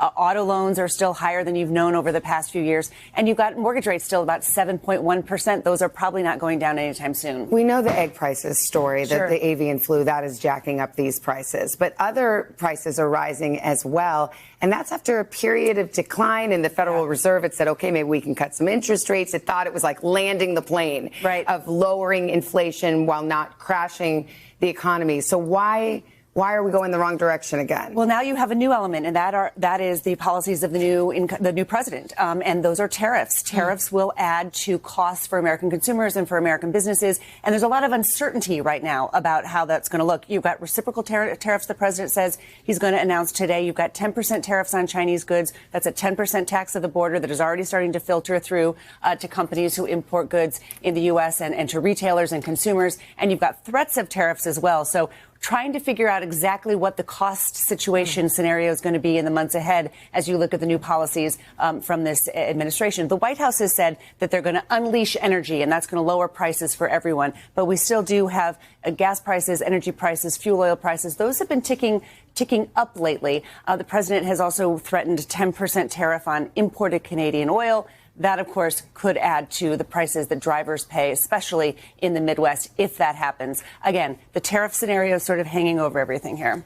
Going in the wrong direction. That's the bottom line. A few things going down. Apparel went down, for example. There's some fruits and vegetables that went down. The post-Christmas holiday season sales are in order. You can see where there was some relief in these numbers. Appliances, furniture prices went down a little bit. But again, at 3%, that inflation number is higher than the Fed would like. Mattresses. Let's not forget mattresses. It's President's Day weekend, Christine. There you go. You know there's some burners on mattresses. Thank you. Stuff your money right under there. Thank you, Christine. Hey, thanks for watching. And don't forget, you can catch the Today Show every morning on NBC or take Today when you're on the go. Just follow the Today podcast on. New report says that it's really interesting that now the guys who say inflation is not up to the president,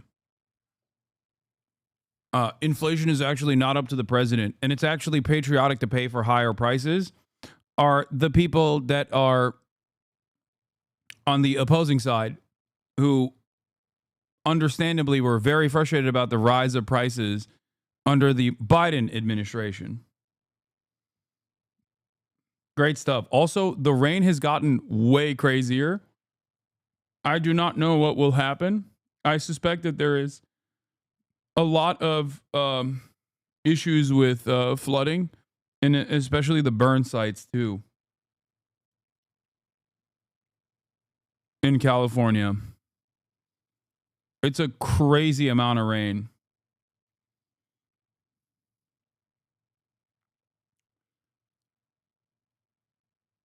I think we need to get over calling out the right-wing hypocrisy because it's not doing anything sorry. No, I mean, I think it's important to address the actual harm. Just as I did when addressing the actual harm, just as I did and address the actual harm being done when Democrats were in charge, I will always address the actual harm being done. Holy fuck.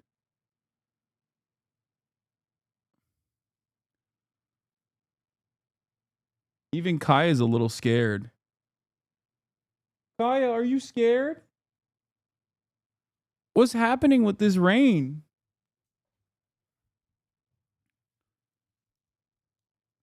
It's really not that bad. It's pretty bad.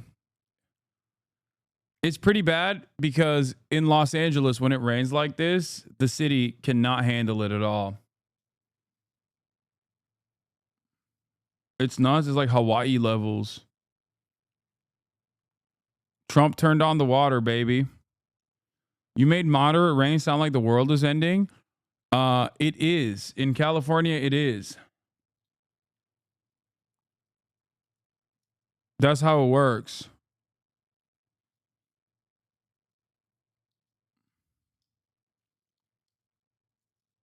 Like, did Reed Timmer say something? I just drove through downtown LA on my way home from work, and some parts of the freeway are getting flooded on the shoulders. Yeah.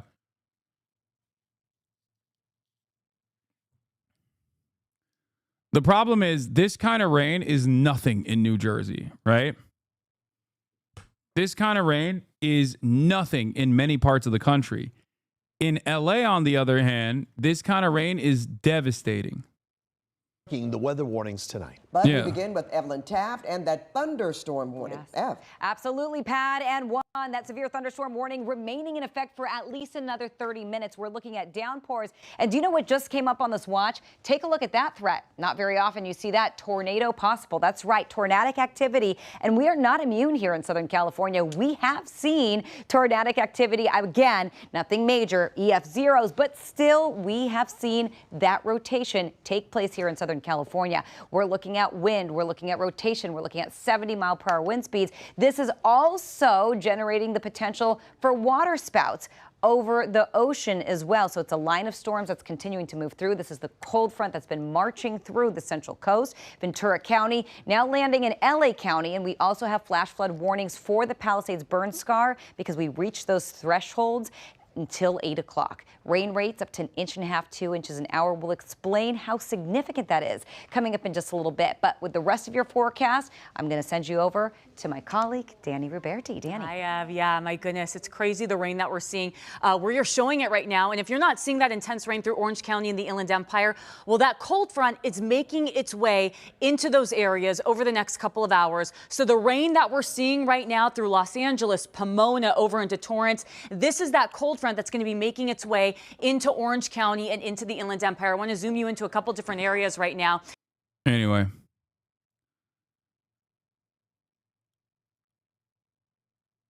Oh, here's another fun little thing that happened also. NBC News has obtained a letter from then acting U.S. Attorney for the Southern District of New York, Danielle Sassoon, alleging that New York City Mayor Eric Adams' attorney proposed a quid pro quo to Trump's Justice Department. Adams' attorney repeatedly urged what amounted to a quid pro quo, indicating that Adams would be in a position to assist with the department's enforcement priorities only if the indictments were dismissed.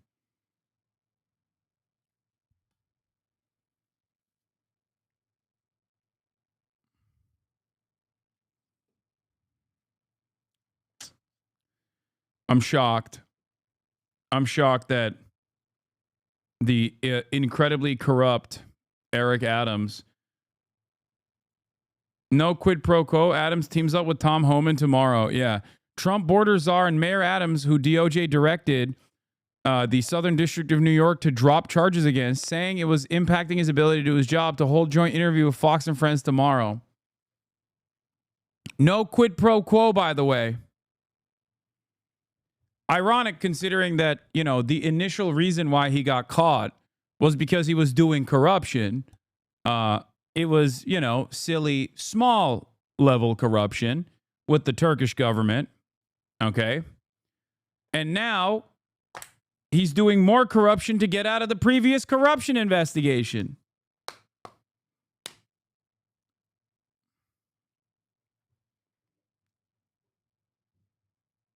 Is it just legal to do crime now? Is this where we're at? Yes. The thing is, one might say it was always legal to do crime, and there's some truth to that. But now it's a new type of open crime. Like back in the day, Republicans and Democrats both would at least try to masquerade as law-abiding citizens. Now it's just transparent. This is turkey shit. Ironically enough, Eric Adams is reaching levels of Turk previously unforeseen. Previously thought to be impossible. Okay? This is straight up. This kind of stuff is virtually identical to, I mean, all the chatters that live in developing nations or live in countries not in Western Europe have probably experienced something like this in their own forms of governance. Okay? This is something that happens all the time. And in the United States of America, it also used to happen, but it was at least like hidden.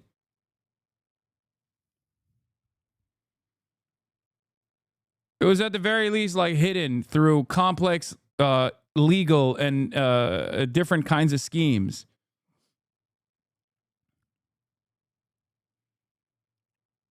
It was never this transparent. We're richer Russia now? Yeah.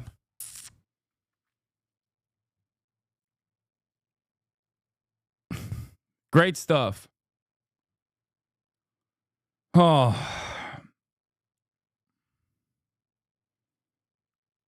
Does this mean Eric Adams is also Japanese? No. He's not even a real Turk, even though he's doing a lot of Turkish activities right now.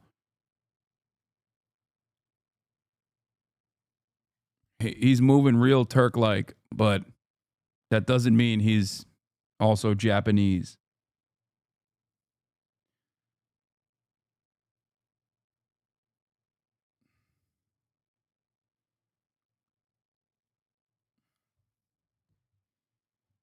What if he buys a Buduk katana? Maybe then. Why do you think there are no mass protests in the USA? Because people don't know where to get mad at or what to get mad at. They need leadership. They need someone to guide them. Okay? Most people don't understand that the problem and the pain that they experience, most people recognize the pain that they're experiencing. Okay? But they don't recognize where that pain is coming from, who is responsible for it. This is something that the Republicans are very good at channeling. This kind of anger is something that Republicans are very good at channeling. They'll say, "Oh, it's happening because of trans people, George Soros, undocumented migrants, and the like." There are also protests that are happening, but never to the same degree as like the mass mobilization that you saw with liberals and radical figures alike joining hand in hand in 2016, because most Americans considered Trump to be an aberration. Like they thought it was weird that Donald Trump became president. Now they recognize that he is the true face of American politics. So I think the Democrats played a big role in undermining grassroots mobilization by winning in 2020. That's what I think. I think if you are Gen Z, your first experience with hands-on politics was taking it to the streets for Black Lives Matter protests. And then you followed that up and you went out and you voted. You did everything right. And then the Democrats won. But what did they do with that victory? Who did they put in charge? They actively undermined the popular mobilization that took place. They destroyed it. So if that's the only experience you have with politics, then it's understandable that you're fucking black-pilled. Then, more radical politics still took place in times of genocide, again under the Democratic Party's leadership. The Democrats that were supposed to save us, Americans, from the treacherous nature of fascist politics that Trump represented, turned around and did a genocide. And when people said, "Hey, why are you doing a genocide? You're supposed to be the good guys," the Democrats arrested you, showing once again, it's business as usual and you need to shut the fuck up. And then they lost. I'm not black-pilled, for the record, for chatters who are saying, are you black-pilled? I'm a leftist. I'm a leftist in the United States of America. Okay? All I've known is pain, struggle, and defeat. That's it. That should not shake your confidence. That should not undermine your interest in doing the right thing regardless. Okay? But if you ask me why there isn't mass mobilization taking place, these are the reasons as to why many people just feel like, what's the point? Fuck it. Kill us and get it over with. That's it.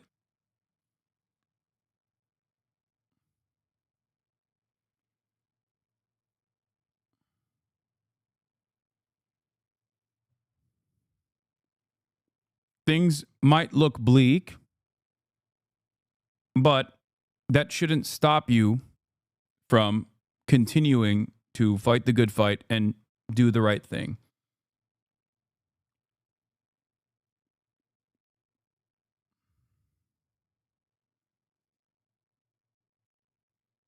Inflation is up, and it is up nationwide. That includes the price of eggs, which are now at a record high. In fact, a dozen eggs will now set you back an average of $4.95 in American cities, up more than 15% from December. Lana Zach visited an egg farmer in Iowa who now has a wait list of people hoping for a carton. Sometimes they even lay their egg on the floor. Really? Just outside of Des Moines, Iowa, Lavon Griffune spends her days tending to the girls.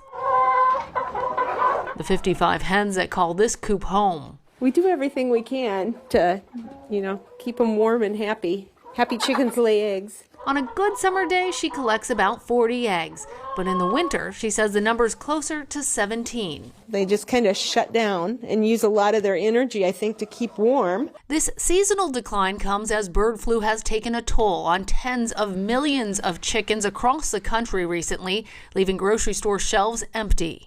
How has it been with the egg shortage for you guys? It's been pretty intense. We actually have a little calendar that we write people's names down, and we're out about 2 weeks in advance. So if you want eggs, you have to get in line. Her farm has not been hit by bird flu.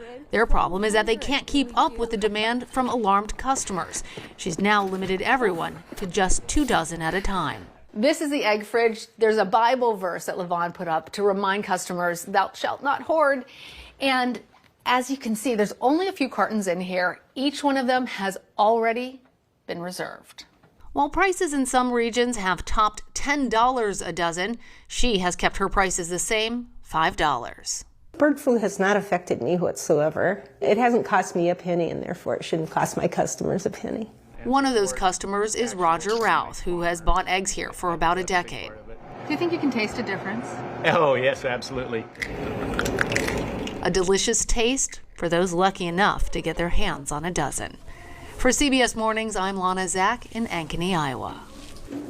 We're on the ground across the country. For 7 days, reporters. Dude, this rain is going fucking nutty mode. Oh, once again, I'm reminding people in New York that it's the last day to, I can't believe I'm saying this, but to change your party registration to Democrat in order to participate in the closed primaries for the New York mayoral race and vote for Zohran Mamdani. I know it's not yet Valentine's Day, but I can't wait any longer. Will you be my Democrat? I know it's not yet. What the fuck is this obsession over the eggs? What do you mean, bro? People need to eat. The fuck?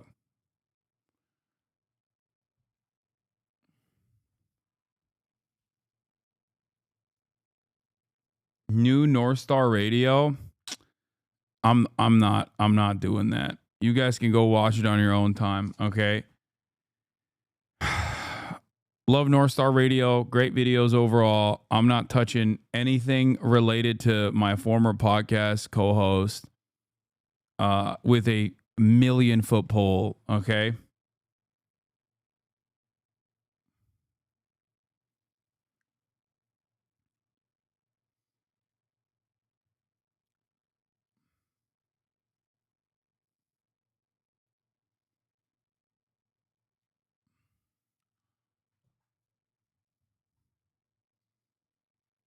Just this mere mention alone will probably cause numerous clips to be plastered over and over again.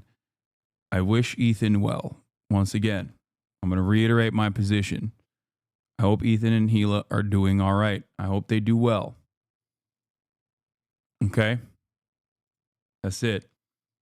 Now let's watch I Gaslit Far-Right Twitter into being woke. The app, formerly known as Twitter, has a lot of right-wing content on it. Oh, wait.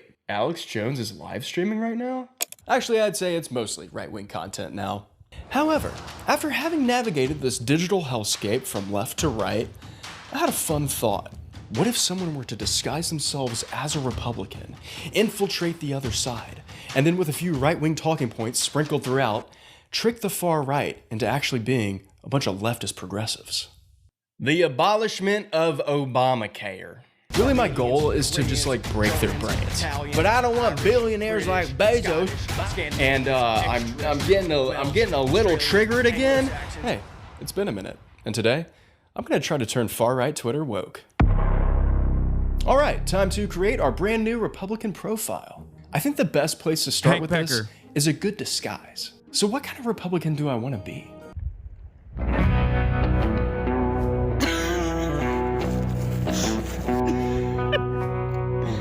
Hell yeah, brother. I think that'll do it.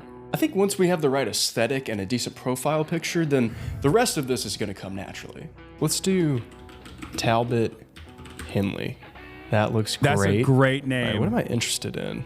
I like barbecue and grill, country music, outdoors. Where's the option for drinking 100 beers with your bros? We'll do RVing. That's kind of the same thing. Science, no. Combat sports, sword fighting, gunfighting, you know, the combat sports. Technology, Elon Musk is probably my favorite technology. I made this last night. I'm really proud of it. I think it's gonna look really good as a banner. Let's see what it looks like all together. God, that looks good. Now that we have our foolproof disguise and our Republican profile is set up, I think we're ready to go. All right, I do need to get verified as usual. I don't want to do this, but I'm gonna have to do it again because Elon doesn't promote your tweets as a new profile unless you're verified. Wait, did it go up from last time? When I did this the other month, it didn't cost $22. It was like $16. You know what? I'm going to try to do this without paying for it. I don't want to give him any more money. But I need to concoct a strategic plan. How am I even going to do this? That's I right, can't brother. just bust into Twitter, rainbow guns a-blazing, spewing a bunch of Marxist rhetoric. All of a sudden, you might have noticed that we became an apolitical stream. All of a sudden, you might have thought that this was some goddamn pussy-ass libtard stream, right? Turns out, it's actually apolitical, baby. We ain't got no time for science and other gay stuff like that. Vaccines, hell no. It's time to not do politics. It's time to just talk straight facts, which seemingly comprised entirely of my feelings. But my feelings are facts. We're hooting and hollering. Let's take a look at what this young Jebediah had to do. So, here's my plan. Step 1, quantity over quality. Tweet as much, if not more, than Elon in a given day. In my last video, we established that Elon Musk tweets about 68 times per day. But hold up, let's not forget to add the tweets from Elon's alleged alt account, Adrian Dittman, who tweets about 16 times per day. So in total, Elon's average tweets per day from all of the accounts that we're aware of is 84. All right, well, that's a lot, so I better start tweeting. An unlucky Lisbon zoo visitor dropped their phone into the otter enclosure. Lesbian zoo? Step 2, build trust and build followers. Get the right-wingers over to my account. If my Twitter followers don't trust me and see me as full-on MAGA, then they're never gonna take my more woke take seriously. I need them to not only like me, but also agree with the majority of everything that I say. I would love to see a lib try to do this. Step 3, the old switcheroo. As I amass a bigger and bigger right-wing following, I'll start posting mega threads where I cover hot-button political issues that on the surface seem like your average right-wing tweet, but if you read in between the lines, you might find yourself a little closer to the left than you thought. By the way, these threads started off pretty milquetoast, pretty mild, but by the end, I didn't really know how the right-wingers would start interpreting some of them. Deport all immigrants, illegal or not. So without further ado, let's hop on Twitter and see what's going on. Make Europe great again. Mega. Yeah, why not?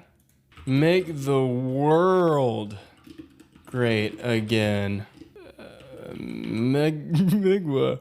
Now, you may not be familiar with Migwa, but surely you're aware of the Misa movement, right? Oh, you're not?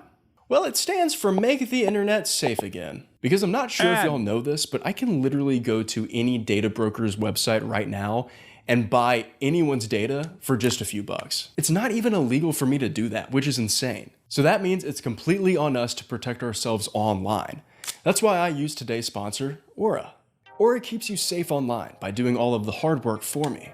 They track down all those sneaky little data brokers who are selling my info online and submit opt-out requests on my behalf. I don't have to worry about it anymore. Give Aura a few weeks and then search yourself on these sites and you won't find any of your personal information, which means less annoying spam emails too. While I'm off doing important things like watching sponsored segments of videos from my favorite YouTubers, Aura will continuously monitor the sketchy dark web and let me know if any of my personal information has been exposed. They're gonna let me know right away if anyone tries to use this info to access my credit or bank accounts. Plus, get this, they also give me up to $5 million in identity theft insurance, should the worst case scenario happen. On top of this, I use the Aura app, which has a VPN with 100+ virtual locations. Does your current VPN baby. have all of these other features too?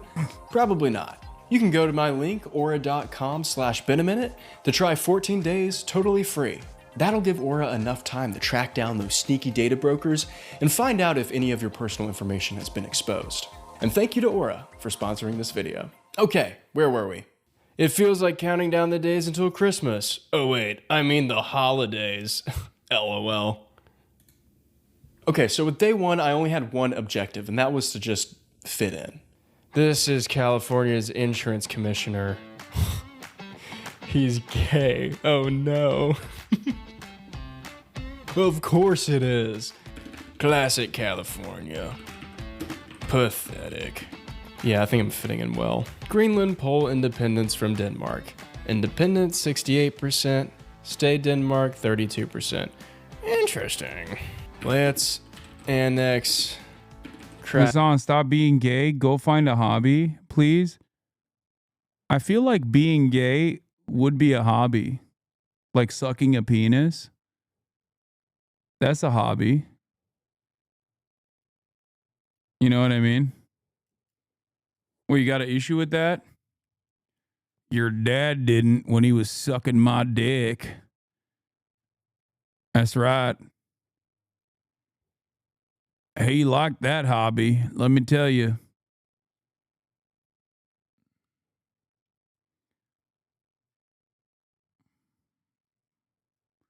He was sucking it not like it was a hobby, but a lifestyle.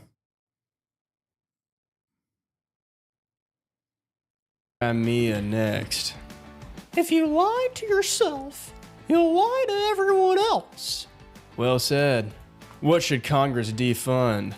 Everything except the good stuff. Oh, here's a good answer. DOD, USD, ED, NSA. Yeah, let's just defund all of this. Who needs the IRS? I pay my taxes. Department of Transportation? No. Wait. They want to defund. We need to defund U.S. aid for certain foreign aid programs in the DOJ. We all know why. The FBI separately. The FBI gets double defunded. The FBI gets defunded twice, brother. Both in the hands of the DOJ and also the Department of Fake Bisexual Intersex. Oh, I've got a car, dumbass. I keep seeing my own tweets and I'm like, who is this idiot? Well, I'd say that day one was a success. I got 3 whole followers and no one even knew that I wasn't MAGA. I was fitting in well. You know, they may be a bit more inclusive than we give them credit for, because with open arms, they accepted me for who I was. A cisgender white guy from the South. We have some things to look at, because Talbot Henley, he just got 4 followers. Well, having 4 followers after day one felt pretty good. I knew that my account wasn't flourishing as quickly as it could. If only I bought that blue check mark. Well, I wasn't planning on paying for premium, but then someone from my audience, Ali Farid MC, gave me $20 to make a sequel to my first Twitter video. So thank you, Ali, for funding my beautiful blue checkmark. Cool, we bought it, all set, great. Welcome to premium. Happy to be here again. Now I know I have to wait a couple days. Hopefully it doesn't take too long. Gross. Still looks awful. With great power comes great responsibility. So I promise to use this for good only. No one, and I mean no one, has done more to harm America than Democrats. Righty-ho, FDR started all of this by helping the workers instead of companies. Dems suck. Okay, maybe not yet, but this is all part of a greater plan. And starting today, I was gonna start sprinkling some leftist dog whistles throughout my tweets. But not too much, because I didn't want to blow my cover yet. They're not ready for the full force of socialist Talbot. NGOs suck. Like, if I want someone to help me out, I'll ask my government, not some organization that doesn't know crap about diddly squat. I love the blockchain. But like, low-key, what the f is it? I didn't think I could support Pete Hegseth any more than I already did for Secretary of Defense. And then the Democrats aren't talking. I responded to Ben and said, he's the best choice to be in charge of the defense of this nation.